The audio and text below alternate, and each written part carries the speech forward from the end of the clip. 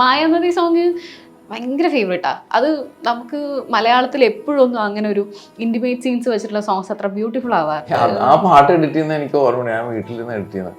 എന്താണ് റീസൺ എന്ന് അറിയത്തില്ല. അപ്പോൾ ഇടയ്ക്ക് മോൻ ഓടി വരുമായിരുന്നു ആ സമയത്ത്. അന്നേരം ഞാൻ മാറ്റും. അങ്ങനെയൊക്കെ എഡിറ്റ് ചെയ്തു ആ സമയത്ത് ഓർക്കും. തുടങ്ങിയ സമയത്ത് ബിഗ് ബീന്റെ പോസ്റ്റർ ഒക്കെ ചെയ്തിട്ട് തുടങ്ങിയതല്ലേ. അന്ന് അമലേട്ടൻ എന്തായിരുന്നു ആ പോസ്റ്ററിന് തന്നിട്ടുള്ള ഒരു നിർദ്ദേശമൊക്കെ? നല്ലതായിരുന്നു. അവർക്ക് ഇഷ്ടപ്പെടാണ്ട് എന്തായാലും അത് പ്രിന്റ് എടുത്തില്ല. അപ്പം അങ്ങനെയാണ് തുടങ്ങുന്നത്. അതിനും ബിഗ് ബിയുടെ പോസ്റ്റർ, പിന്നെ അതിനുശേഷം ആഷിഖാറിന്റെ പടങ്ങളുടെ പോസ്റ്റേഴ്സ്, അങ്ങനെയാണ് ഇതിനകത്തേക്ക് വരുന്നത്. സിനിമയായിട്ടൊരു കണക്ഷൻ വരുന്നത് അങ്ങനെ. പുതിയ ആളുകളെ മമ്മൂക്ക ഏത് ഫീൽഡിലാണെങ്കിലും ഒബ്സർവ് ചെയ്യും, സംസാരിക്കുന്നൊക്കെ പറയാറുണ്ട്. അന്ന് അങ്ങനെ എന്തെങ്കിലും ഒരു ഇതുണ്ടായിരുന്നു? ഞാൻ അങ്ങനെ മമ്മൂക്കൻ്റെ ആ സമയത്ത് ഒരു തവണ അങ്ങനെയാണ് നേരിട്ട് അങ്ങനെ ഒരു കണ്ടിട്ടുള്ളത്. ഈ ഇടയ്ക്ക് അമലേട്ടൻ്റെ പഴയ ഒരു ഇതിന്റെ താഴെ അന്ന് കല്യാണ ആൽബം ചെയ്ത ആൾക്കാർ ഇപ്പൊ നോക്കുമ്പോൾ അമൽനീരതാണ് നമ്മുടെ കല്യാണം ചെയ്തത്, അതേപോലെ എനിക്കിപ്പോ ഓർമ്മ വന്ന്. ഇത് കാണുന്ന ആരെങ്കിലും അന്നത്തെ ഒരുപാട് ഈ പറയുന്ന വീഡിയോ ഗ്രാഫിക്സ് ആയിട്ടുള്ളവരൊക്കെ ഇപ്പം വലിയ സിനിമാറ്റോഗ്രാഫേഴ്സ് ആയിട്ടുണ്ട്. ഈ ഡിലീറ്റഡ് സീനിന്റെ കാര്യം എഡിറ്റേഴ്സ് മുമ്പ് ഞാൻ സംസാരിച്ചപ്പോൾ ചിലർക്ക് താല്പര്യമില്ല. അത് ഇത് ഇങ്ങനത്തെ ചില വിഷയം, സിനിമ ഇങ്ങനെ ഇരിക്കട്ടെ, നമ്മൾ കളഞ്ഞത്, എഡിറ്റർ കളഞ്ഞത് ഇനി പിന്നെ ആരും കാണണ്ട എന്നുള്ളൊരു ചിന്ത ഉള്ളവരുണ്ട്. അത് നല്ലത്. അപ്പം അത് വേണമായിരുന്നു എന്നൊക്കെ ഒന്നുകൂടി കാണുന്നവർക്ക് അത് അങ്ങനെ രസമല്ലേ ശരിക്കും. ഇതും അതിനകത്ത് ഉണ്ടായിരുന്നു. അത് അത് വേണ്ടിയിരുന്നില്ല അങ്ങനൊക്കെ ഒരു തോന്നല. കുമ്പളങ്ങിയിൽ ഇതുപോലെ സജി ഡോക്ടറെ കാണാൻ പോകുന്ന സീനിൽ ഇപ്പുറത്ത് ഇവര് അന്നയും ഷീന്റെയും ക്യാരക്ടേഴ്സ് അവര് ഈ ഫാമിലി ട്രോമയും കാര്യങ്ങളൊക്കെ ഇയാള് സംസാരിക്കുക, ഇപ്പുറത്ത് അത് വിമർശനമായിട്ടും വന്നിട്ടുണ്ട്, പോസിറ്റീവായിട്ട്. തീരുമ്പോൾ അത് ഒരുമിച്ച് തീരണം, തുടങ്ങുമ്പോൾ അത് ഒരുമിച്ച് വേണം. പക്ഷെ രണ്ടും പാരലൽ ഇന്റർകട്ട് ചെയ്ത് നോക്കാൻ ശ്യാമാണ് അതിൻ്റെ അങ്ങനെ ചെയ്ത് നോക്ക് പ്ലാൻ ആക്കിയിട്ടുണ്ട്. അത് ഷൂട്ട് ചെയ്യുന്നതിന് മുമ്പ് തന്നെ തലേദിവസം രാത്രി ഇരുന്ന് സംസാരിച്ച് അങ്ങനെ ഇങ്ങനെ ഷൂട്ട് ചെയ്യാം, ഇങ്ങനെ എഡിറ്റ് ചെയ്യാം, ആ ഒരു പ്ലാൻ ഉണ്ടാക്കിയിട്ടുണ്ടായിരുന്നു. ഹായ്, ഇത് നമ്മളോടൊപ്പം ഉള്ളത് Saiju Sreedharan. Welcome. Hello. Footage ആദ്യമായി ഡയറക്റ്റ് ചെയ്ത സിനിമ. നിങ്ങൾ ടെക്നീഷ്യൻസിൻ്റെ ലൈഫിൽ ഏറ്റവും ഇമ്പോർട്ടൻ്റ് ആയിട്ടുള്ളൊരു ടേം തന്നെയാണ് അതിൽ വന്നത് അല്ലേ? ഫോൺ ഫുട്ടേജ് മൂവിയാണ്. മുമ്പ് കുറേ വർഷങ്ങൾക്ക് മുമ്പ് പറഞ്ഞിട്ടുണ്ട്, എനിക്കൊരു സിമ്പിൾ സിനിമ എടുക്കാനാണ് ഇഷ്ടം, 4 പാട്ടൊക്കെ ഉള്ള, വലിയ മെസ്സേജ് ഒന്നും വേണമെന്ന് നിർബന്ധമില്ല. പക്ഷേ ഇപ്പോൾ വന്നത് ഫുട്ടേജിലേക്കുമാണ്. എന്താ ഈ വർഷങ്ങളിൽ അങ്ങനെ ഒരു മാറ്റം? സിമ്പിൾ സിനിമയാണത് ശരിക്കും. അത് അങ്ങനെ അതിൻ്റെ ഒരു നരേഷൻ വേറെ രീതിയിലായതുകൊണ്ട് അങ്ങനെ തോന്നുന്നതാണ്. അത്ര സിമ്പിളല്ല ശരിക്കും. ഭയങ്കര സിമ്പിളായിട്ട് ഒരു ചെറിയ ക്യാമറയിലും ചെയ്യാൻ പറ്റുന്ന ഈ സിനിമ. പിന്നെ അതിൻ്റെ ക്വാളിറ്റി കുറച്ചുകൂടി കൂട്ടാൻ വേണ്ടിയിട്ട് നമ്മൾ സിനിമാറ്റിക് ആയിട്ടും സിനിമ ക്യാമറയിലൊക്കെ ചെയ്തു. നമ്മൾ ഈ 4 പാട്ടുകളൊക്കെയുള്ള സിനിമ എന്നുള്ള അന്നത്തെ ഒരു സ്റ്റേറ്റ്മെന്റ് അതെ, അത് വരും അടുത്തതായിട്ടുണ്ടാവും. ഫുട്ടേജ് ഈ പറഞ്ഞ പോലെ മലയാളികൾ കണ്ടു ശീലിച്ചിട്ടില്ലാത്ത ഒരു ജോണറുമാണ്. അതുപോലെ തന്നെ മഞ്ജു ചേച്ചീനെ അങ്ങനെ കണ്ടിട്ടില്ല. അപ്പം എങ്ങനെയാ അതിലേക്ക് മഞ്ജു വാര്യരെ കൊണ്ടുവരാമെന്ന് ആലോചിക്കണേ? മഞ്ജു ചേച്ചി ഇതിൽ ഇന്നാവുന്നത് അതിൻ്റെ റൈറ്റർ ഷബ്ന മുഹമ്മദ് ത്രുവാണ്. ഇത് പുള്ളിക്കാരത്തിയുടെയും ഒരു സ്ക്രിപ്റ്റിലേക്കുള്ളൊരു കോൺട്രിബ്യൂഷൻ വന്നു കഴിഞ്ഞപ്പോൾ അതിനകത്ത് കുറച്ചും കൂടി ഈ പറയുന്ന പോലെ എന്താണ് ഒരു ഈക്വാലിറ്റിയിലേക്കൊക്കെ എത്തി നമ്മൾ. അങ്ങനെ ബാലൻസ്ഡ് അല്ല എന്നല്ല ഞാൻ പറയുന്നത്, പക്ഷെ കുറച്ചും കൂടി ചേച്ചീനെയൊക്കെ വെച്ച് എന്തുകൊണ്ട് ചെയ്തുകൂടാ, അങ്ങനെ ഒരു മിസ്റ്റീരിയസ് ലേഡി ആയിട്ട് ഉള്ള ആ ചിന്തയൊക്കെ പുള്ളിക്കാരത്തിയുടെ ഐഡിയായിരുന്നു. അപ്പം പുള്ളിക്കാരത്തി അത് മഞ്ജു ചേച്ചിയെടുത്ത് നരേറ്റ് ചെയ്തത് ചേച്ചിക്ക് ഇഷ്ടമായിട്ട് അതിലേക്ക് വരികയായിരുന്നു. മഞ്ജു ചേച്ചിക്ക് അങ്ങനത്തെ പടങ്ങളോടൊക്കെ ഒരു ഇഷ്ടം കൂടുതലുള്ള ആളാണെന്ന് കേട്ടിട്ടുണ്ട്. മഞ്ജു ചേച്ചി പുതിയ പരിപാടികളൊക്കെ ഇതില് ഈ പറഞ്ഞ പോലെ ഫൈറ്റ് നല്ല രസമായിട്ട് വന്നിട്ടുണ്ട്. മഞ്ജു ചേച്ചി, വിശാഖ് ഇവരൊക്കെ വരുന്ന ഫൈറ്റ് സീൻസ് അതിനോട് വേറെ പലരും എടുത്ത് പറയുകയും ചെയ്തു. നമ്മളെ പൊതുവെ ഇപ്പം സ്ത്രീകളെ ഫൈറ്റ് തന്നെ മലയാളത്തിൽ ഇങ്ങനെയുള്ള ക്യാരക്ടേഴ്സ് തന്നെ കുറവാണ് അല്ലെ? അതിനു വേണ്ടി എന്തെങ്കിലും നമ്മൾ അങ്ങനെയുള്ള പടങ്ങളിലേ കാണുള്ളൂ. അപ്പൊ അതിന്റെ ഒരു പ്രിപ്പറേഷൻ എങ്ങനെയായിരുന്നു? അത് നമ്മളൊരു മാസത്തോളം ഇവർക്ക് അതിന്റെ ട്രെയിനിങ്ങും മറ്റും കൊടുത്തിട്ടുണ്ടായിരുന്നു. പിന്നെ ഇതിനകത്ത് ടിപ്പിക്കൽ സിനിമയിൽ കാണുന്ന പോലെ അല്ല ഷൂട്ട് ചെയ്തിട്ടുള്ളത്. നമ്മൾ ഇപ്പം കണ്ടു കാണും, ഒരു സ്റ്റാറ്റിക് ഷോട്ടിൽ ഫുൾ അൺകട്ടായിട്ടാണ് നമ്മൾ പെർഫോം ചെയ്തിട്ടുള്ളത്. അപ്പോൾ മെയിനായിട്ട് അതിനകത്ത് അതിൻ്റെ നാച്ചുറാലിറ്റി പോകാണ്ടിരിക്കാൻ വേണ്ടി നമ്മൾ യൂസ് ചെയ്തിട്ടുള്ളത് ആ ട്രെയിനിങ് സമയത്ത് അന്നേരം എന്താണോ തോന്നുന്നത് അത് ചെയ്യുക എന്നുള്ളതാണ് കമ്മ്യൂണിക്കേറ്റ് ചെയ്തിട്ടുള്ളത്. ഇപ്പം അതിനകത്ത് ഇന്ന പോയിന്റുകളുണ്ട്, ഇവിടുന്ന് ഓടി ഇവിടെ വരണം, ഇവിടെ വന്നു കഴിഞ്ഞാൽ ഇന്ന പോലെ വീഴണം, അല്ലെങ്കിൽ ഇത് എൻഡ് ചെയ്യുന്നത് ഇങ്ങനെയാണ്, ഇത്രയും ഒരു ഇൻസ്ട്രക്ഷൻ ഉള്ളൂ. അപ്പം അതിൻ്റെ ഉള്ളിൽ എന്ത് വേണമെങ്കിലും ചെയ്യാം, ആ ഐഡിയനെ എങ്ങോട്ട് വേണമെങ്കിലും കൊണ്ടുപോകാം. അപ്പം ഓപ്പോസിറ്റുള്ള ആളിൻ്റെ ഒരു ആക്ഷൻ എന്താണോ അതിനെങ്ങനെ റിയാക്ട് ചെയ്യാമെന്നാണ് നമ്മൾ പഠിപ്പിച്ചു കൊടുത്തിട്ടുള്ളത്. അതിനകത്ത് ഇർഫാൻ ആക്ഷൻ കൊറിയോഗ്രാഫർ അതാണ് ചെയ്തിട്ടുള്ളത്. അപ്പം ഇപ്പം ഇങ്ങനെ ഒരു ഇടി വന്നു കഴിഞ്ഞാൽ അതിനോട് എങ്ങനെ റിയാക്ട് ചെയ്യണം, നമുക്ക് കൊള്ളേണ്ടതാണെങ്കിൽ എങ്ങോട്ട് വീഴണം, അതിനുശേഷം എണീക്കുമ്പം അയാൾ എന്താണോ ചെയ്യുന്നത് അതിനെങ്ങനെ റിയാക്ട് ചെയ്യണം, ഇതാണ് പഠിപ്പിച്ചിട്ടുള്ളത്. അപ്പോൾ അത് അവർ തന്നെയാണ് ചെയ്തിട്ടുള്ളത്. അപ്പോൾ അതുകൊണ്ട് അത് വളരെ നാച്ചുറലായിട്ട് ഇരിക്കുന്നത്.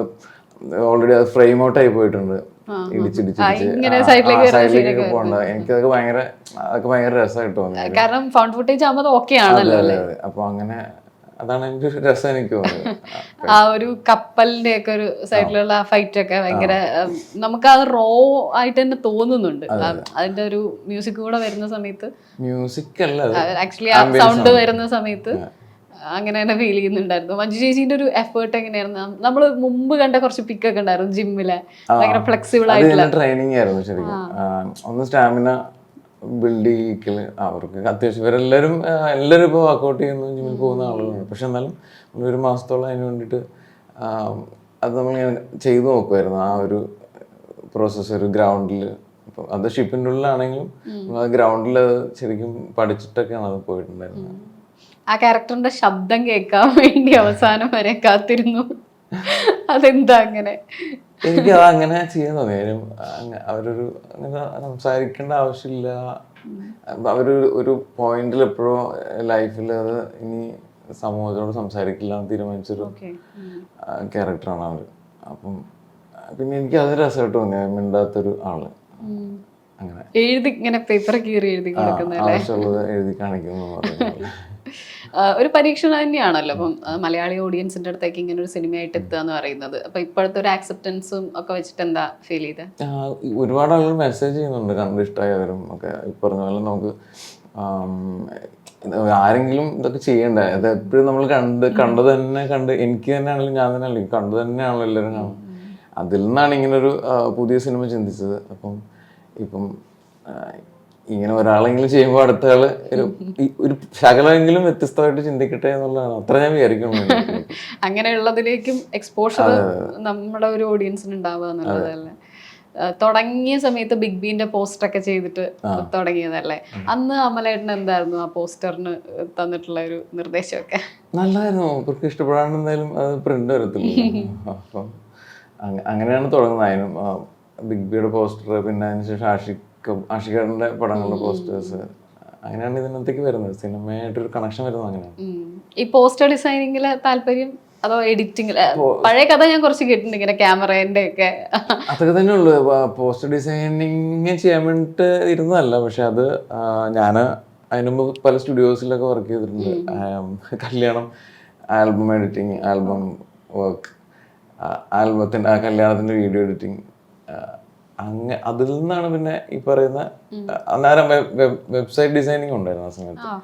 ബിഗ് ബിനെ ശരിക്കും പറഞ്ഞാൽ വെബ്സൈറ്റ് ചെയ്യാൻ വേണ്ടിയിട്ടാണ് പപ്പായല് പുള്ളി വരുന്നത്. അപ്പൊ അത് ഇഷ്ടമായി കഴിഞ്ഞപ്പോൾ അതിന്റെ പോസ്റ്റേഴ്സും കൂടെ ചെയ്തിട്ടുണ്ട് ആ സമയത്ത്. ഈ ഇടയ്ക്ക് അമലേട്ടന്റെ പഴയ ഒരു ഇതിന്റെ താഴെ അന്ന് കല്യാണ ആൽബം ചെയ്ത ആൾക്കാർ ഇപ്പൊ നോക്കുമ്പോ അമൽനീരതാണ് നമ്മുടെ കല്യാണം ചെയ്തത്, അതേപോലെ എനിക്കിപ്പോ ഓർമ്മ വന്ന് ഇത് കാണുന്ന ആരെങ്കിലും അന്നത്തെ ഒരുപാട് ഈ പറയുന്ന വീഡിയോ ഗ്രാഫിക്സ് ആയിട്ടുള്ളവരും ഒക്കെ ഇപ്പം വലിയ സിനിമാറ്റോഗ്രാഫേഴ്സ് ആയിട്ടുണ്ട്. മെല്ലെ മെല്ലെ പഠിച്ചു വന്നിട്ടുള്ള ഒരുപാട് പേരുണ്ട്.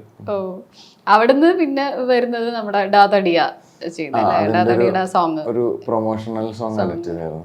ആ സോങ് പക്ഷെ സിനിമേന്റെ ഒപ്പം നമ്മൾ ഓർക്കുന്ന അതിലെ കട്ട്സ്, അതിന്റെ താഴേക്ക് ഇപ്പോഴും ആൾക്കാർ അതിലെ കട്ട്സ് എടുത്ത് പറയുന്നത്. കാരണം ഇങ്ങനെ വിഷ്വൽസ് വന്നുകൊണ്ടിരിക്കുകയാണല്ലോ. അന്നേരം അങ്ങനെ പുറത്തൊക്കെ വന്നിട്ടുണ്ട്, പക്ഷെ നമ്മുടെ ഇവിടെ അങ്ങനെ വന്നിട്ടില്ലായിരുന്നോണ്ട് ഭയങ്കര റോ ആയിട്ട് അതിലുള്ള ഓഡിയൻസ് ഒക്കെ ശരിക്ക് നിങ്ങളുടെ ഷൂട്ടിംഗ് നമ്മളെല്ലാരും കുറെ ക്യാമറ ആയിട്ട് ഇറങ്ങിയിട്ട് കിട്ടുന്നതൊക്കെ എടുക്കുക ചെയ്തിട്ടുള്ളത്. അപ്പം ഈവൻ എന്നെയൊക്കെ ആരും ഷൂട്ട് ചെയ്ത് വെച്ചിട്ടുണ്ട്. എല്ലാവരും ഉണ്ട്, അങ്ങോട്ടും ഇങ്ങോട്ടും ഒക്കെ ഉണ്ട്. പിന്നെ കുറെ ആളുകള് ഞാൻ എടുത്ത വിഷ്വൽസ് ഉണ്ടായാല് അങ്ങനെ അങ്ങനെ കിട്ടി കുഞ്ഞു കുഞ്ഞു സാധനങ്ങൾ എടുത്ത് ഉണ്ടാക്കിയിട്ടുള്ളത്. അതിന്റെ ഇടയിൽ മറ്റേ മ്യൂസിക്കിനനുസരിച്ച് ഡാൻസ് ചെയ്ത് പോകുന്ന അവര് അതും ഉണ്ടായിരുന്നു അതിനകത്തൊരു ഒരു ഏരിയ ഡാൻസും കുറെ റോ ആയിട്ടുള്ള ഫുട്ടേജും പിന്നെ ഇവർ രണ്ടുപേരുടെയും അങ്ങനെയൊക്കെ ഉണ്ടായിരുന്നു. ഒരു ശകലം സീനിൽ നിവിൻ പോളി വന്നു പോകുന്നുണ്ട്. ഗാങ്സ്റ്റർ പിന്നെ വരുന്നത്, പക്ഷെ ഫസ്റ്റ് എഡിറ്റ് ചെയ്യാൻ ഗാങ്സ്റ്ററിലേക്ക് വരുമ്പോൾ ഒരു സൂപ്പർ സ്റ്റാർ മൂവിയാണ്, അതിന്റെ ഒരു സ്കെയില് വലുതാണ്. അതിന്റെ ഒരു ടെൻഷനോടൊക്കെയാണ് അപ്രോച്ച് ചെയ്തത്. എനിക്ക് അറിയത്തില്ലായിരുന്നു ഇത് ഇത്ര വലിയ പരിപാടിയാണെന്ന്. ഞാൻ സാറിന് എനിക്ക് പിന്നെ ഒരു ഫസ്റ്റ് സിനിമയിലേക്ക് ഒരു വലിയ ഡയറക്ടറിൻ്റെ കൂടെ വർക്ക് ചെയ്യുന്നു എന്നുള്ളൊരു ഫീൽ അല്ലായിരുന്നു. പാഷികേട്ടനാണ് എൻ്റെ ഒരു സുഹൃത്തായിരുന്നു. അപ്പോൾ എനിക്ക് നമ്മളെല്ലാവരും കൂടെ ചെയ്യുന്നൊരു പരിപാടി എന്നുള്ളത് കാരണം അതങ്ങനെ ചെയ്തതാണ്. അല്ല, പൊതുവെ പുതിയ ആളുകളെ മമ്മൂക്ക ഏത് ഫീൽഡിലാണെങ്കിലും ഒബ്സർവ് ചെയ്യും, സംസാരിക്കുന്നൊക്കെ പറയാറുണ്ട്. അന്ന് അങ്ങനെ എന്തെങ്കിലും ഒരു ഇതുണ്ടായിരുന്നു? എനിക്കറിയില്ല, ഓർമ്മയില്ല. ഞാൻ അങ്ങനെ മമ്മൂക്കൻ്റെ ആ സമയത്ത് ഒരു തവണ അങ്ങനെയാണ് നേരിട്ട് അങ്ങനെ ഒരു കണ്ടിട്ടുള്ളൂ. അതിന്റെ തുടക്കത്തിൽ തന്നെ ഒരു കാരിക്കേച്ചർ കൈൻഡ് ഓഫ് അല്ലേ, അങ്ങനത്തെ ഒരു ഇതിലാണല്ലോ, ആനിമേഷൻ ആനിമേ ടൈപ്പ് അല്ല, അതെന്താ അങ്ങനെ അന്ന് ആലോചിച്ച് ഈ നരേഷൻ മുഴുവൻ? അത് ശരിക്കും വലിയൊരു എപ്പിസോഡാണ്. അത് മൊത്തം ഷൂട്ട് ചെയ്യാന്ന് പറഞ്ഞാൽ അത്രയും എനിക്കറിയില്ല, ഞാൻ ഗസ് ചെയ്യണം, അത്രയും ബഡ്ജറ്റും അതുപോലെ എഫേർട്ടും കാലഘട്ടവും ഒക്കെ വന്നു പോകുന്നുണ്ട്. അപ്പം അത് അങ്ങനത്തെ ഒരു ട്രീറ്റ്മെന്റ് നല്ലതാന്ന് തോന്നിട്ട് അത് അങ്ങനെ ചെയ്തിട്ടുണ്ടായിരുന്നു. ഒരു അനിമേറ്റഡ് ചിലപ്പോ സ്റ്റോറിയിൽ പറഞ്ഞു പോവാറുണ്ട് ഇങ്ങനത്തെ, പക്ഷെ ചില സ്ഥലങ്ങളിൽ വന്നു പോകാറുണ്ട്. അതൊരു ഇൻട്രോ പോലെ. അവിടുന്ന് പിന്നെ റാണി പത്മിനി അല്ലെ, അത് കഴിഞ്ഞ് മഹേഷ് ഒക്കെ വന്നു. ഈ മഹേഷിലേക്ക് വരുമ്പോ മഹേഷിലെ പ്രതികാര ലാസ്റ്റ് ഫൈറ്റ് കാണാൻ ആൾക്കാർ അവിടെ തൊട്ട് ആ ഒരു പോയിന്റ് തൊട്ട് ഇങ്ങനെ കാത്തിരുന്നതല്ലോ. അങ്ങനെ ക്യൂരിയസ് ആയി നിൽക്കുന്ന ഒരു ഫൈറ്റ് എഡിറ്റ് ചെയ്യുന്നത് എങ്ങനെയായിരുന്നു അതിന്റെ? ശരിക്കും ഫൈറ്റ് എഡിറ്റ് ചെയ്യുന്നത് അതിന്റെ ഫൈറ്റ് കൊറിയോഗ്രാഫറാണ്. അവർ വന്നിട്ടാണ്, അവർക്ക് തന്നെ അറിയുള്ളൂ. അത് ഇവർ കുറെ, അതായത് ഒരിക്കലും ഒരു ഓർഡറിലായിരിക്കില്ല എടുക്കുന്നത്. അപ്പം മെയിൻ സാധനം ആദ്യം എടുക്കും, അത് കഴിഞ്ഞിട്ട് അതിൻ്റെ വൈഡ് എടുക്കും. അങ്ങനെ അവരുടെ മെത്തേഡാണ്. അപ്പോൾ ഇത് നമുക്ക് പെട്ടെന്ന് കിട്ടാൻ നേരത്തത് അതിൻ്റെ എവിടെ ഇത് ജോയിൻ ചെയ്യേണ്ടതെന്ന് അറിയാൻ പറ്റത്തില്ല. അപ്പോൾ ശരിക്കും അവരൊരു ബേസിക് ഒരു ലൈനപ്പ് നമുക്ക് തരും എഡിറ്റ് ചെയ്യാൻ. പിന്നെ അതിനുശേഷം നമുക്ക് വേണമെങ്കിൽ മാറ്റാം അതിനകത്ത്. ഫൈറ്റ് പല സിനിമകളുടെയും എഡിറ്റ് എന്ന് പറയുന്നതിനകത്ത് ഫൈറ്റ് മാസ്റ്ററിന്റെ പരിപാടിയാണ് എനിക്ക് മെയിനായിട്ട് ഉണ്ടാവാറ് സാധാരണ. പിന്നെ അതിനെ മാറ്റാം, നമുക്ക് ഇഷ്ടമുള്ള പോലെ അതിൻ്റെ ഈ പറയുന്ന അതിനെ എൻഗേജിങ് ആക്കാൻ പറ്റുന്ന രീതിയിലേക്ക് അതിനെ മാറ്റാം. അതൊക്കെ ആണ് ചെയ്തിട്ടുള്ളത്. അതിന്റെ ഇടയിൽ ഈ റിയാക്ഷൻസും അങ്ങനത്തെ അതൊക്കെ ഈ പറയുന്ന അവർ ചെയ്യുമ്പോൾ ചിലപ്പം കുറച്ച് കുറവൊക്കെ ആയിരിക്കാം. അവിടുന്ന് വേറെ കട്ട് പോകണമെങ്കിൽ അങ്ങനെയൊക്കെയുള്ള ഡിസൈനൊക്കെ എടുത്തിട്ടുണ്ട്. അവ എപ്പോഴും അതുപോലെ തന്നെ കുമ്പളങ്ങിയിൽ വരുമ്പോഴും അല്ലെ, ഷമ്മി ഹീറോ ആണെന്ന് പറയുന്ന അത്രയും ടൈം എടുത്തിട്ടുള്ള ആ ഒരു ഫൈറ്റ് ആ വീട്ടിൻ്റെ അകത്ത് നടക്കുന്നതും ഒക്കെ അത് വരുമ്പോഴും ഈ അവിടെ ഒരു ആർട്ടും കൂടെയാണല്ലോ നിങ്ങൾക്കും ആ ഒരു ക്രാഫ്റ്റിൽ പങ്കുള്ളതുകൊണ്ട് ഒരു ഫൈറ്റ്, പ്രത്യേകിച്ച് ആ കുമ്പളങ്ങിയിലേക്ക് ഒരു ഫൈറ്റ് വേറെ രീതിയിലാണല്ലോ ക്രിയേറ്റ് ചെയ്തിരിക്കുന്നത്. അതിൽ ശ്യാമേട്ടൻ്റെ ഒക്കെ ഒരു ഇൻപുട്ടും കൂടെ വരുന്നുണ്ട്. ശ്യാം അതെ, ആ സിനിമയിലൊക്കെ കംപ്ലീറ്റ്ലി ശ്യാം അത് എഴുതി അതുപോലെ തന്നെ ഷൂട്ട് ചെയ്തിട്ടുള്ളതാണ്. എനിക്ക് അങ്ങനെ അവരുടെ കൂടെ വർക്ക് ചെയ്യുമ്പോൾ അങ്ങനെ വേറെ ഒന്നും ചിന്തിക്കേണ്ട ആവശ്യമില്ല. അവരെങ്ങനെയാണോ അതിനെ അവർക്ക് സംസാരിച്ചാൽ മതി. അവർ ഷൂട്ട് ചെയ്തിട്ടുള്ളത് എന്താണ് അവർക്ക് ഇതിനകത്തിൻ്റെ എഡിറ്റിൽ അല്ലെങ്കിൽ എന്താണ് ഏത് ഭാഗമാണ് അതിനകത്ത് മെയിനായിട്ട് എന്ത് വികാരമാണ് ഇത് കഴിയുമ്പോൾ തോന്നുന്നുണ്ട്, അല്ലെങ്കിൽ ഏത് പോയിന്റിലാണ് എന്താണ് എക്സ്പ്രസ് ചെയ്യേണ്ടത്, ഇത്തരം പോയിന്റുകൾ അവർ സംസാരിച്ചാൽ മതി. ബാക്കിയുള്ള അതിനകത്ത് തന്നെ ഉണ്ടാവും, ഉള്ളിൽ എഴുതിയിട്ടുണ്ടാവും, അത് ഷൂട്ട് ചെയ്തിട്ടുണ്ടാവും. ഈ ഷമ്മി ഹീറോ ആടാന്നൊക്കെ പറയുന്ന ഇതൊക്കെ ഉണ്ടല്ലോ, അതൊക്കെ ശരിക്കും അങ്ങനെ പ്ലാൻ ചെയ്ത് ഷൈജുക്ക വെച്ച ഷോട്ട് തന്നെയാണ് അതൊക്കെ. ശ്യാം എഴുതി അവർ അങ്ങനെ തന്നെ ഷൂട്ട് ചെയ്തിട്ടുള്ള സ്ക്രിപ്റ്റിൽ തന്നെ ഉള്ള. ഈ മഹേഷില് ഫോട്ടോഗ്രാഫി പഠിക്കാൻ പറ്റും എന്ന് പറഞ്ഞിട്ടാണല്ലോ ഈ അപ്പൂപ്പൻ താടി വെച്ചിട്ടുള്ളതൊക്കെ. അപ്പൊ അന്ന് ആ സ്റ്റോറീന്റെ ഭാഗമായോണ്ട് ചോദിക്കുകയാണ്, എങ്ങനെയായിരുന്നു അത്? കാരണം ഇത് കാണിക്കാണല്ലോ ഇയാൾ ഇതുവഴി പഠിക്കുന്നു എന്ന് പറഞ്ഞാൽ നമ്മൾ കാണിക്കുന്ന ഒരു ഷോട്ടാണല്ലോ. അപ്പൊ എങ്ങനെയാ അത് പ്ലാൻ ചെയ്തേ? അതിന്റെ മൊണ്ടാഷ് അല്ലേ, അതങ്ങനെ അതെല്ലാം എടുത്തിട്ടുണ്ടായിരുന്നു. അത് ഞാനത് കൃത്യം, പക്ഷെ ഞാനത് അതിൻ്റെ ഒരു ഏറ്റവും രസമുള്ള രീതിയിൽ അതിനെ എഡിറ്റ് ചെയ്തിട്ടുണ്ടാവും. അത് ചോദിച്ചിരുന്നു, കാരണം നമുക്കിപ്പോ എങ്ങനെ വേണമെങ്കിലും ഒരു പെൺകുട്ടിയുടെ ഫോട്ടോ മഹേഷ് പ്രതികാരമൊക്കെ പോത്തനൊക്കെ കൃത്യമായിട്ട് ഇപ്പം എടാ ഇന്ന ഈ ഒരു എനിക്ക് ഇന്ന ഒരു പരിപാടി വേണം, അത്ര അതാണ് ഫീഡ്ബാക്ക്. അപ്പോൾ അത് നമുക്ക് പിന്നെ അതിന് ഏറ്റവും ഭംഗിയായിട്ട് എങ്ങനെ വേണമെങ്കിലും നമുക്ക് എഡിറ്റ് ചെയ്യാൻ പറ്റും. എനിക്ക് ആളുടെ കൂടെയാണ് ഏറ്റവും മിനിമൽ കമ്മ്യൂണിക്കേഷനിൽ ബെസ്റ്റ് കൊടുക്കാൻ പറ്റും അവരുടെ കൂടെ വർക്ക് ചെയ്യുമ്പോൾ. പുള്ളിക്ക് ഈ ഡീറ്റെയിലിംഗ് ഇപ്പൊ മുമ്പൊക്കെ പറഞ്ഞിട്ടുണ്ട്, ആ കുളിച്ച് കയറി വരുമ്പോ പോലും എല്ലാം ഇത് വെക്കുന്നത്. അതൊക്കെ റീഷൂട്ടൊക്കെ ചെയ്തിട്ടുണ്ട് അതിന്റെ ഡീറ്റെയിൽ കൂട്ടാനൊക്കെ വേണ്ടിട്ട്. അത് ഷൂട്ടിങ്ങിന്റെ കൂടെ തന്നെ എഡിറ്റിംഗ് പോയ സിനിമ അത്? ഞാൻ ആ സമയത്തൊക്കെ ശരിക്കും എല്ലാ നടക്കുന്ന സിനിമേന്റെ കൂടെ എന്തായാലും ഞാൻ അവിടെ റൂമിൽ കാണും. അപ്പം എനിക്ക് ഒരു ഇന്നത്തത് നാളെ രാവിലെ ആകുമ്പോഴത്തേക്കും കിട്ടും. എനിക്ക് അപ്പം തന്നെ അത് എൻ്റെ എഡിറ്റിംഗ് കഴിയും ആ സമയത്ത് തന്നെ. പിന്നെ ഫുൾ നമുക്ക് പടം കഴിയുമ്പോഴത്തേക്കും ഫുൾ ടൈം ലൈനിൽ സിനിമ ഉണ്ടാവും. പിന്നെ ഞാൻ ബാക്കി ക്രിസ്പ് ആക്കുന്ന പരിപാടി പിന്നെ ബാക്കി വരത്തുള്ളൂ. മഹേഷിൽ അതുപോലെ പാരലായിട്ട് കുറെ ട്രാക്കുകൾ പോകുന്നുണ്ടല്ലോ. ഇപ്പൊ വിജിലേഷ് ചേട്ടന്റെയും സൗബിൻ ഖാന്റെയും മറ്റേ കുമ്മട്ടിക്ക ജ്യൂസ് എന്ന് പറഞ്ഞ സീൻ, അതുപോലെ രാജേഷ് ചേട്ടൻ്റെ ചെറുനാരങ്ങ, നമുക്ക് ഈ സിനിമയ്ക്ക് ഒപ്പം അത് ഓർക്കുന്നുണ്ട് എന്നുള്ളതാണ് സാധാരണ അങ്ങനെയുള്ള. അതെ അതെ, അങ്ങനെ കുറെ ഉണ്ടായിരുന്നോ? അല്ലെങ്കിൽ എന്ത് അതിനകത്തൊന്നും ഒന്നും കളയുകയോ ഒന്നും ചെയ്തിട്ടില്ല. അത് അവര് എടുത്തിട്ടുള്ള എല്ലാം അങ്ങനെ തന്നെ പ്ലേസ് ചെയ്തിട്ടുള്ളത്. ഈ ഡിലീറ്റഡ് സീനിന്റെ കാര്യം എഡിറ്റേഴ്സ് മുമ്പ് ഞാൻ സംസാരിച്ചപ്പോൾ ചിലർക്ക് താല്പര്യമില്ല. അത് ഇത് ഇങ്ങനത്തെ ചില വിഷയം സിനിമ ഇങ്ങനെ ഇരിക്കട്ടെ, നമ്മൾ കളഞ്ഞത് എഡിറ്റർ കളഞ്ഞത് ഇനി പിന്നെ ആരും കാണണ്ട എന്നുള്ളൊരു ചിന്ത ഉള്ളവരുണ്ട്. സൈജേട്ടൻ എന്താ അങ്ങനെ? അങ്ങനൊന്നുമില്ല. അപ്പം അത് ശരിക്കും അത് നല്ലത്. അപ്പം അത് വേണമായിരുന്നു എന്നൊക്കെ ഒന്നുകൂടി കാണുന്നവർക്ക് അത് അങ്ങനെ രസമല്ലേ ശരിക്കും. ഇത് അതിനകത്ത് ഉണ്ടായിരുന്നു, അത് ഇത് വേണ്ടിയിരുന്നില്ല അങ്ങനൊക്കെ ഒരു തോന്നല. മിക്കപ്പോഴും അത് ഡ്യൂറേഷനും ഒക്കെ കൂടുമ്പോഴൊക്കെയാണ് അങ്ങനെ കളയാറ്. പിന്നെ അതിന്റെ അപ്പുറം ഇപ്പുറം ഇരിക്കുന്ന സീൻ അതിലും നല്ലതൊക്കെ ആണെങ്കിലും അങ്ങനെയൊക്കെ ചിലപ്പോൾ വേണ്ട ഇങ്ങനെ അങ്ങനെ മാറ്റാറുണ്ട്. അതിന്റെ ഒരു ബ്യൂട്ടി പോകണ്ടെന്ന് വെച്ചിട്ടല്ലേ. ഈ കുമ്പളങ്ങി ആയാലും മഹേഷ് ആയാലും ഷൈജു ഖാലിദിന്റെ തന്നെയല്ലേ വർക്ക് വന്നിട്ടില്ല. അപ്പൊ ഷൈജു ഖാന്റെ കൂടെ ഉള്ള ഒരു വർക്കിങ്ങില് എങ്ങനെയാ തോന്നിയിട്ടില്ല? പുള്ളി എടുത്ത് വെക്കുന്നത് ഭയങ്കര രസമാണ്. പുള്ളി ഭയങ്കര രസമായിട്ട് എടുത്ത് തരും. പുള്ളി ഇങ്ങനെ ഓൾമോസ്റ്റ് നമുക്ക് ചിലരിപ്പോ പറയല്ലോ ഒരുപാട് എടുത്ത് വെക്കുന്നതും അതിന് സെലക്ട് ചെയ്യാനുള്ള ഒരു സമയം എടുക്കുന്നതും, അല്ലെങ്കിൽ പുള്ളിയുടെ അത് കുറച്ച് നമ്പേഴ്സ് കുറവാണോ? അങ്ങനെയുണ്ടോ? അങ്ങനെയൊന്നുമില്ല. അപ്പൊ അത് ചില സിനിമ അങ്ങനെ എടുക്കേണ്ടി വരും. കുറെ എടുത്തു കഴിഞ്ഞാൽ നമുക്ക് കുറെ ഓപ്ഷൻസ് കിട്ടും. ഇപ്പൊ വൈറസ് പോലത്തെ സിനിമ ഇപ്പൊ കണ്ട പോലെ ഷൂട്ട് ചെയ്യാൻ പറ്റത്തില്ല. അത് എന്ന് പറഞ്ഞാൽ ഇപ്പൊ ഓൾറെഡി അങ്ങനെ തന്നെ പ്ലാൻ ചെയ്ത നമുക്ക് എല്ലാം എടുക്കാം. അതിന്ന് ഈ പറഞ്ഞ പോലെ ഏറ്റവും ക്രിസ്പായിട്ട് എഡിറ്റില് ശരിയാക്കാവുന്നില്ല. അപ്പൊ ചില സിനിമ അങ്ങനെ ചെയ്യാൻ പറ്റുള്ളൂ. വൈറസിന്റെ തുടക്കം അതിൽ നമ്മൾ കുറേ ഉണ്ട്. അതൊക്കെ അതിന്റെ ഏറ്റവും ബെസ്റ്റ് നോക്കിയിട്ടുണ്ട്. എത്ര ഏകദേശം അത് എത്ര നേരം ഉണ്ട്? അങ്ങനെ ഡ്യൂറേഷൻ എനിക്ക് തോന്നുന്നില്ല. പക്ഷെ എന്നാലും അതൊരു പാട്ടിന്റെ ഡ്യൂറേഷനിൽ ഇപ്പൊ ഇരിക്കുന്നത്. പക്ഷെ അതൊരു പാട്ടിന്റെ ഡ്യൂറേഷനിൽ കൂടെ കുറെ പറഞ്ഞ പോലെ അതിലും ബ്ലഡ് ഉള്ളതും അങ്ങനെയൊക്കെ എന്തൊക്കെയൊക്കെ ഉണ്ടായിരുന്നു. അങ്ങനെ ഒത്തിരി കളഞ്ഞിട്ടൊന്നുമില്ല. പക്ഷെ എന്നാലും അതിന് ആ പാട്ടിനും അതിന്റെ ഒരു പടത്തിന്റെ ഒരു പരിപാടിക്കും ചേർന്ന് എല്ലാം വെച്ചിട്ടുണ്ട്. ഇത്ര ഒരുപാട് കാസ്റ്റ് ഉണ്ട്, ഒരുപാട് ഇൻഫർമേഷൻസ് ഉണ്ട്. നമ്മൾ തന്നെ അവരിൽ നിന്ന് ഇവരിലേക്ക് എന്നൊക്കെ പറഞ്ഞിങ്ങനെ അന്നത്തെ കോഴിക്കോട് നടന്ന സംഭവമല്ലേ ശരിക്കും. അത്രയും വരുമ്പോ നമുക്ക് അത് എഡിറ്റിംഗിൽ അതെങ്ങനെയായിരുന്നു മുമ്പ് ചെയ്ത സിനിമകൾ വെച്ച് നോക്കുമ്പോ? അതിനകത്ത് ഇതാണ് ഈ കറക്റ്റ് ജഡ്ജ്മെന്റ് ആയിരിക്കണം എന്നുള്ളതാണ്. പിന്നെ കുറെ മനസ്സിലാവാണ്ട് പോകുന്ന ഭാഗങ്ങളുണ്ടോ. ആ സിനിമ ഭയങ്കര ട്രിക്കിയാണ്. അതിനകത്ത് കുറെ പേരുകളാണ്. ആ പേരുകൾ ഓർത്തിരിക്കാനും അതൊക്കെയാണ് അതിനകത്ത് ക്രാക്ക് ചെയ്യേണ്ടിയിരുന്നത്. പേഷ്യന്റുകളുടെ പേര് അത് അങ്ങോട്ട് മാറിപ്പോയ ആ കൺഫ്യൂഷൻ ആവും. അതൊക്കെയായിരുന്നു അതിനകത്ത് ഒരു ചലഞ്ച് ഉണ്ടായിരുന്നത്. പിന്നെ സെയിം ടൈം പല ഇപ്പൊ ഒരു സ്ഥലത്ത് ഇതിന്റെ ഒരു പ്ലാനിങ് നടക്കുമ്പോഴും പേഷ്യൻസ് വന്നുകൊണ്ടിരിക്കുന്നു.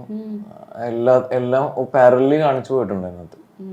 പക്ഷെ അത് അതിന്റെ നല്ലതായിരുന്നു എന്നാണ് എനിക്ക് തോന്നുന്നത്. അതിന്റെ ഒരു നരേഷനും അതിന്റെ ഔട്ട് വന്നപ്പോൾ അതില് ചിലപ്പം വിഷ്വൽസ് നമ്മൾ പ്ലേസ് ചെയ്യുന്നതിൽ ഒരൊറ്റ ഫസ്റ്റ് പ്ലാൻ ചെയ്ത് അതേപോലെ തന്നെയാണ് ഇപ്പൊ ഈ പാരലലി ഇങ്ങനെ നടന്നുകൊണ്ടിരിക്കുകയല്ലേ ഓരോ സ്റ്റോറീസ്.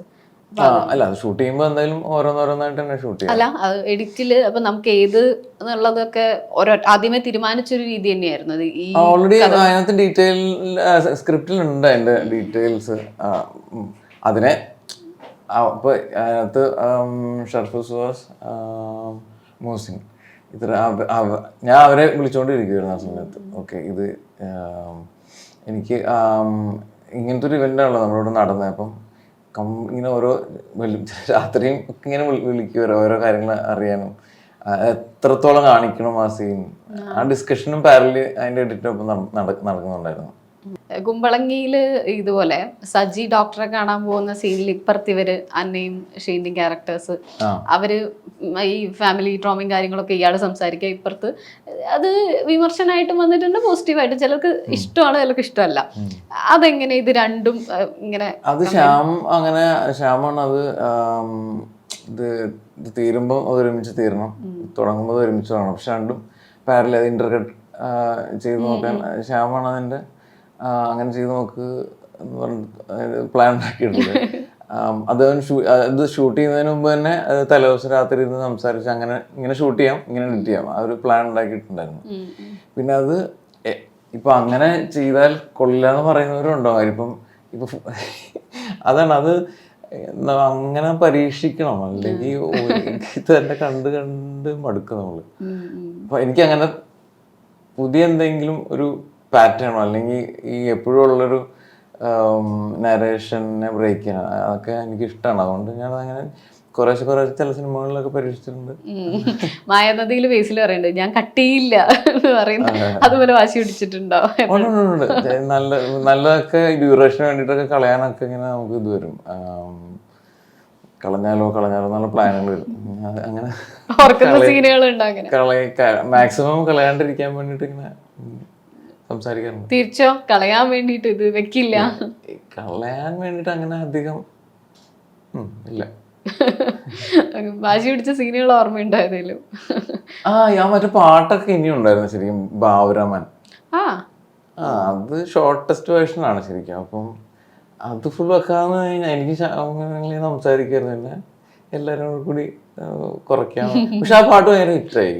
പിന്നെ അത് ഒരുപാട് പേര് റിപ്പീറ്റ് ചെയ്ത് കേൾക്കുന്നത് ഞാനൊക്കെ ഒരുപാട് കേട്ട നോക്കിയാണ് ആ സിനിമയിൽ. അത് വേണ്ട സ്ഥലത്ത് വേണ്ടത്ര ഡ്യൂറേഷൻ ഉണ്ടെന്നായിരുന്നു. പക്ഷെ എനിക്കത് മൊത്തം കേൾപ്പിക്കണമെന്നുണ്ടായിരുന്നു. നമ്മളെ എഡിറ്റേഴ്സിനോട് സംസാരിക്കുമ്പോൾ എപ്പോഴും ഏത് സോഫ്റ്റ്വെയറാണ് യൂസ് ചെയ്യുന്നതെന്ന് അറിയാൻ ഒരുപാട് ആൾക്കാർക്ക് താല്പര്യമുണ്ട്. അപ്പൊ എന്താ? ഞാൻ ഫൈനൽ കട്ട് എല്ലാ സിനിമകളും അതിൽ തന്നെയാണ് ചെയ്തിട്ടുള്ളത്. ഇപ്പൊ അവിടെ യൂസ് ചെയ്യുന്നവരുണ്ട്, FCP യൂസ് ചെയ്യുന്നവരുണ്ട്. അപ്പൊ ചേട്ടന് തോന്നിയിട്ടുള്ളൊരു കമ്പാരിസൺ എങ്ങനെ? എനിക്ക് സ്റ്റെബിലിറ്റി ആണ്. ഇനിയും FCPന്റെ ഏറ്റവും മിനിമൽ ടൂൾസും അതിനകത്തുള്ളൂ, എളുപ്പമാണ് ഭയങ്കര. പിന്നെ ഞാൻ പറഞ്ഞില്ല, അത്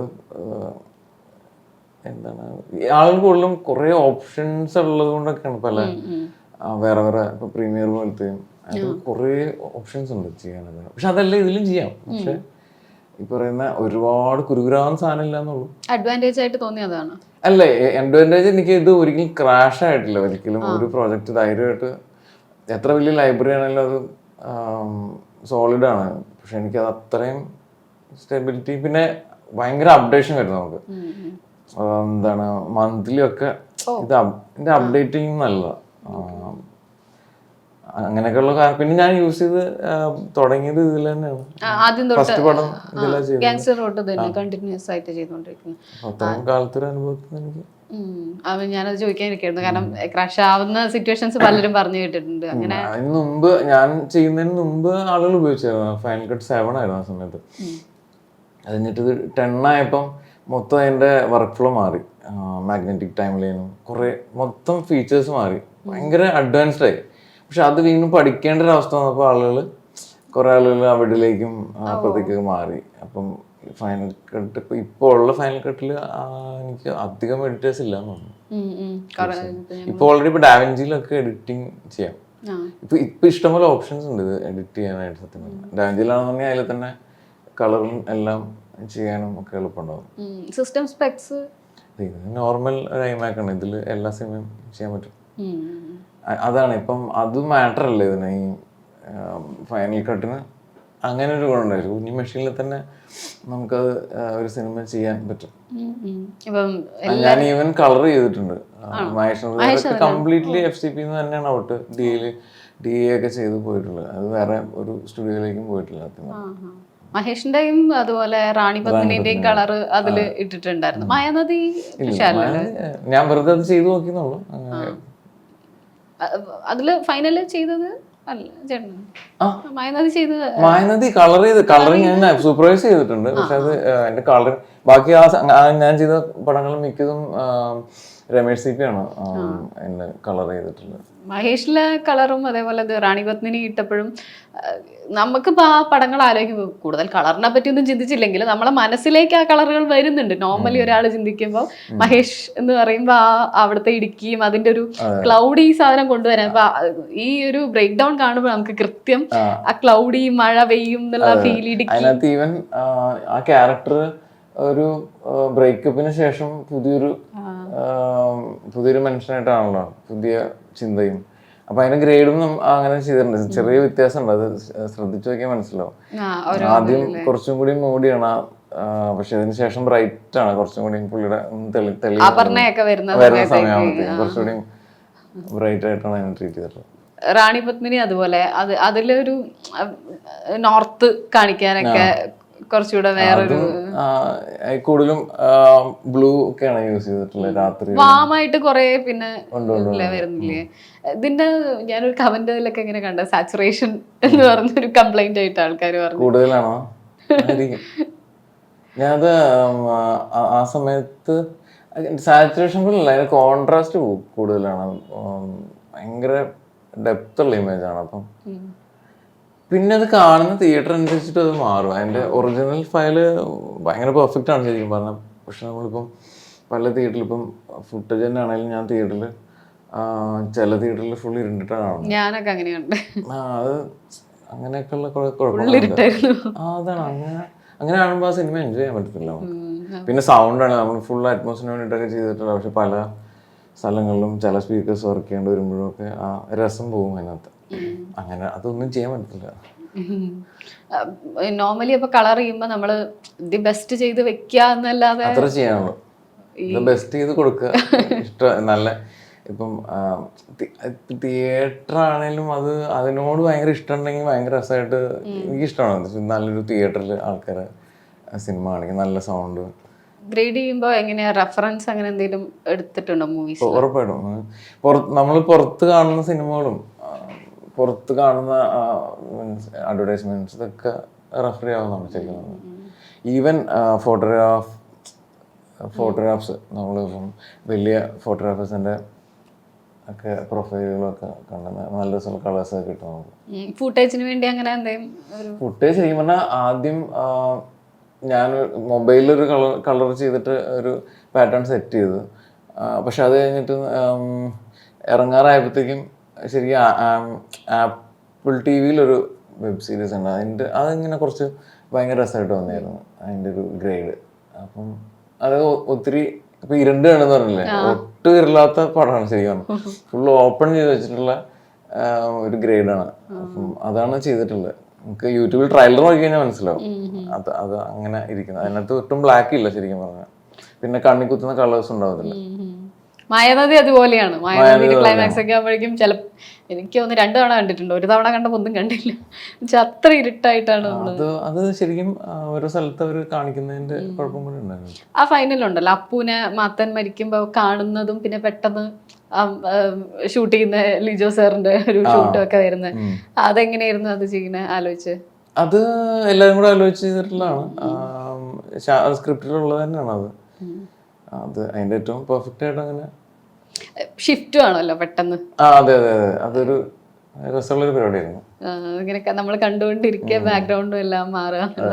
മായാനദിയിലെ ട്രാവൽ സോങ്സ് ഉയരുന്നതേയും കാറ്റിൽ ഒന്നും അല്ലാത്തൊരു സമയത്തും ഒന്നാ പിക് പ്രണയത്തിന്റെ സമയത്തും അല്ലേ ട്രാവൽ സോങ് ഒരു സിനിമയിൽ തന്നെ അത് ഇങ്ങനെ ഒരു സിനിമയിൽ വിഷ്വൽസ് കൊണ്ടുവരിക എന്നുള്ളത് എങ്ങനെയായിരുന്നു അത് എഡിറ്റ് ചെയ്തത്? അത് മധുരയാണ് അത് ഷൂട്ട് ചെയ്തിട്ടുള്ള ആ ഭാഗങ്ങൾ. അത് ഉയരുന്നതേ അതാണ് അങ്ങനെയാണ് തുടങ്ങുന്ന സിനിമ. അപ്പോൾ അതിങ്ങനെ അങ്ങനെ ഒരു മൊണ്ടാഷ് പോലെയാണ് ഷൂട്ട് ചെയ്തിട്ടുള്ളത്. അതിൽ നിന്ന് പാട്ടിലേക്ക് സാറിന് എല്ലാം എഡിറ്റ് ചെയ്യുന്ന പോലെയൊക്കെ തന്നെ ഉണ്ട്. കാറ്റിൽ പിന്നെ അതേപോലെ കാറ്റിൽ കറക്റ്റായിട്ട് അത് കൊറിയോഗ്രാഫറാണ് ശരിക്കും. അവൻ അവിടുന്ന് അവളൊരു ഷൂട്ടിന് പോകുന്നു, അവനും കൂടെ പോകുന്നു. അപ്പൊ അവൻ എന്തായിരിക്കും സംഭവിച്ചിട്ടുണ്ടാവുക, മാത്തിനോട് ഒരു ഇഷ്ടമൊക്കെ തോന്നണം. അതിനുള്ള പോയിന്റുകൾ സ്ക്രിപ്റ്റിലുണ്ട്. ശ്യാമിനെ വെച്ചിട്ടുണ്ട്, അവനെ ഒറ്റയ്ക്ക് മാറുന്ന ഭക്ഷണം കഴിക്കുന്നതും അങ്ങനെയൊക്കെയുള്ള. അത് ആ പാട്ട് കഴിയുമ്പോഴത്തേക്കും അവക്ക് അവനോടൊരു ഇഷ്ടം വരണം, കാണുന്നവർക്കും അപ്പരോട് ഇഷ്ടമാണ്. ഐഡിയ. പിന്നെ അതുപോലെ ഇവരുടെ കുറെ കോൺവെർസേഷൻസ് രാത്രിയാണ് നടക്കുന്നത്. അതില് രാത്രികൾ നല്ല ശരി ഭയങ്കര രസായിട്ട്. കൊച്ചി നൈറ്റ് അതിന്റെ ഗ്രേഡിങ് ഒക്കെ ഭയങ്കര രസമായിട്ട് ചെയ്തു. മായാനദി സോങ് ഭയങ്കര ഫേവറേറ്റാ. അത് നമുക്ക് മലയാളത്തിൽ എപ്പോഴും ഒന്നും അങ്ങനെ ഒരു ഇന്റിമേറ്റ് സീൻസ് വെച്ചിട്ടുള്ള സോങ്സ് അത്ര ബ്യൂട്ടിഫുൾ ആവാറില്ല.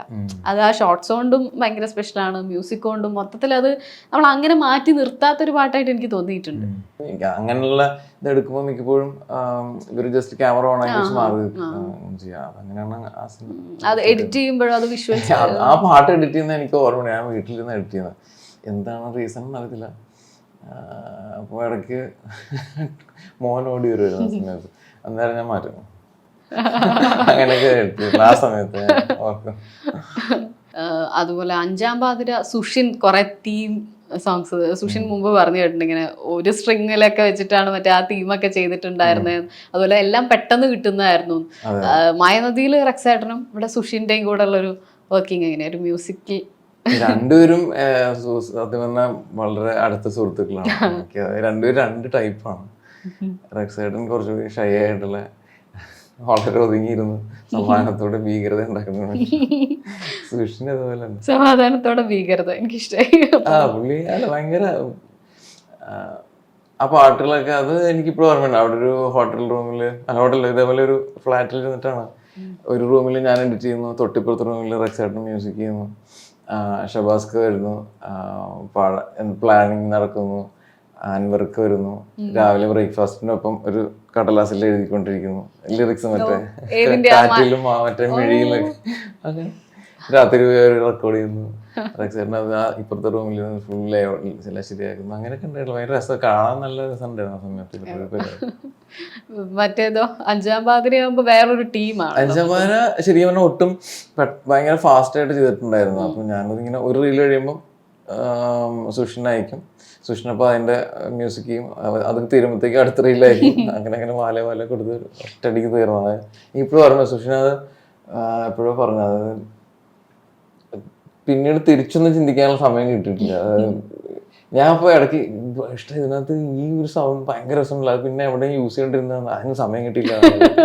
ചെയ്ത് ഞങ്ങള് പെട്ടെന്ന് കിട്ടുന്ന ചെയ്ത് അങ്ങനെ ചെയ്തിട്ടുണ്ടായിരുന്നാണ് ഒരാണ് പുള്ളി ഇങ്ങനെ ഷെയർ ചെയ്തത്. കുറച്ച് സ്പീഡിൽ ചെയ്യേണ്ടി വന്നതാണ് അതിന്റെ റിലീസ്. ഞാൻ ഓൾറെഡി അത് ഭയങ്കര ലേറ്റ് ആയിട്ടൊക്കെ ആ സിനിമ എനിക്ക് വേറൊരു സിനിമ നടക്കണ്ടായിരുന്നു. അതൊക്കെ കഴിഞ്ഞ് വന്ന ആൻഡ്രോയിഡ് കുഞ്ഞപ്പൻ വന്നത്. അപ്പൊ അങ്ങനെ ആ സിനിമകളുടെ ഇടയിൽ നിന്ന് ലാസ്റ്റ് പെട്ടെന്ന് അങ്ങനെ ചെയ്യുന്നത്. ത്രില്ലർ ചെയ്തത് അതന്നെയല്ലേ ആദ്യത്തെ ത്രില്ലർ അല്ലേ? ത്രില്ലർ ചെയ്യുമ്പോ അങ്ങനെ ഒരു എഡിറ്റർ എന്നുള്ള രീതിയിൽ ഇല്ല. ഞാൻ ഇഷ്ടംപോലെ ത്രില്ലർ കാണാറില്ലാണെങ്കിലും അപ്പൊ അത് വെച്ചിട്ട് ഇത് കിട്ടുമ്പോൾ നമുക്ക് കുറെ ഇത് പരീക്ഷിച്ചോ സിനിമയിൽ കണ്ട സാധനങ്ങളൊക്കെ പരീക്ഷിക്കാൻ തോന്നും. അങ്ങനെ കുറെ പരീക്ഷണങ്ങളൊക്കെ ജംപ് സ്കെയർ. ടോവിനോന്റെ ഒരു മുൻപേ അനൗൺസ് ചെയ്തിരുന്നു. അത് ഇനി എങ്ങനെയാ അപ്ഡേറ്റ്സ്? അതിന് ചെയ്യണപ്പോ അത് കഴിഞ്ഞ് ഇപ്പൊ ഇതിന് ശേഷം അതിന് പ്രീ പ്രൊഡക്ഷൻ തുടങ്ങണം. അത് ഭയങ്കര രസമുള്ള സ്ക്രിപ്റ്റാണ്. എൻ്റെ ഒരു ഫ്രണ്ടാണ് എഴുതിയിട്ടുള്ള ടീന തോമസ് ആയിട്ട്. അതങ്ങനെ അടുത്ത് ചെയ്യാൻ പോകും. ഓക്കെ, അപ്പം ഞങ്ങൾ മുൻപേക്ക് വേണ്ടി വെയിറ്റിംഗ് ആണ്. Thank you so much. Thank you.